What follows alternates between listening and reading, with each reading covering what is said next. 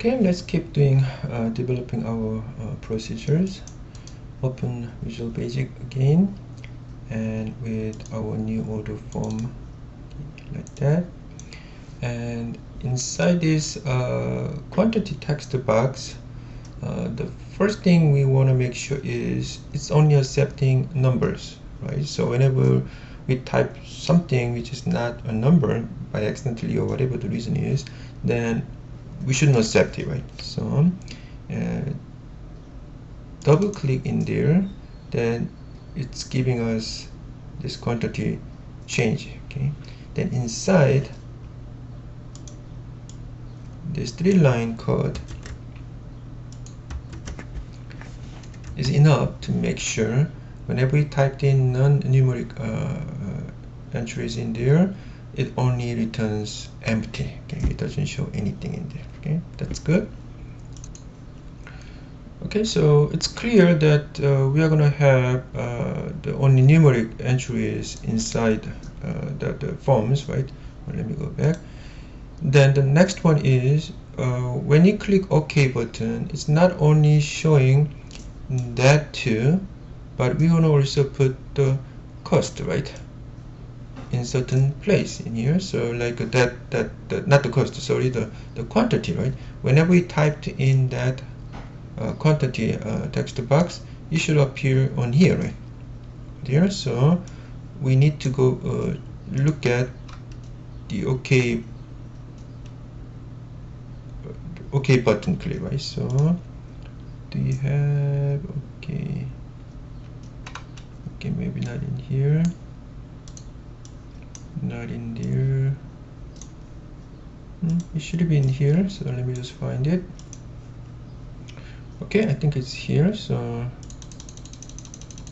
far when you click OK button, it does do this much, right? But you want to add one more step there, or whatever the number in the quantity text box, we want to put that number into this column, right? Fourth column in there. So we need to put this new line there, right? So in the fourth column of that row, whatever, okay, so it's kind of starting with the empty cell, right? Okay, and put the quantity. Then the quantity was the name of that right? Okay, so it's everything is kind of matching with this way. So you should be very careful about when you give the name of any objects here, any control here, because we are going to use that one a lot, right? So simpler is better, but sometimes it's conflict with some other names, right? So long enough, right, to separate with others, but easy enough to use it in our code, right? So we have that much. Okay, and let's add something more. Okay, we are assuming if our code is right, then we can put that the quantity in there, right? Whatever we typed it. Then we want to put the total cost to order that much, right? So in the fifth column is the total the unit cost, right? How much we have it, right? Okay, and it should follow certain formats, right? So whatever you have in this item, if it's already matching with that format, it's good. But if we want to make sure that, so we want to put certain formats in here. Okay, so that's we have. That's what we need to put this code in the same OK button, right? So when you do this OK button, there are many things happens, right? Okay, so in the fifth column, we're going to put M cost, and the number format of that cell, right, should follow dollar with this, right? Okay, so oops, that's what you're expecting in this fifth column, right? Now, this is the most important part for any programming language, I believe. In this small procedure, sub-procedures, we use many names, right? Many variables like that. Then, for example, this kind of row, it's just used here, right? Internally. So it's not bothering me exactly same name in other subroutines, right? If you use row here, they are not interfere each other because we just temporarily use this variable inside here. After you finish it, our program forget that one. Okay. And how about real names, right? Like a quantity, we already assigned there outside of these subroutines, so it's kind of public names, right? So whenever you use that name, it really calling that one, right? So you could use this one here and other place too. It's always calling that same objects there. Okay, so it doesn't bother anything. But one thing here is mcost,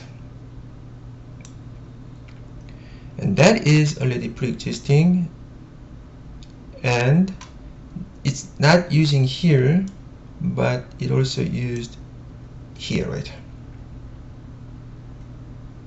Okay, so we have to have this variable as a kind of public one, okay? Right? Without defining, we just use it.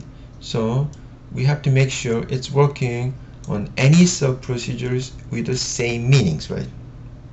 Unless when I finish it, you just forget, right? So just go all the way to the modulars and make a line or 2 lines, whatever, and put this code in the beginning. So by that way, this is kind of public variable.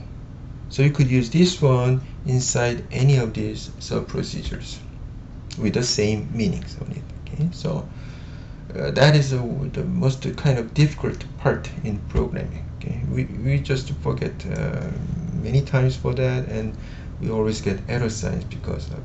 Okay. Okay, we finish our coding so far, so let's just try to run it again. So let's just keep this way and use Control M, open it. So we know next order to do this, and let's choose something else. The cost per item is that much, and let's say we want to order 3 of them. So type 3, and let's look at what happens. Click OK.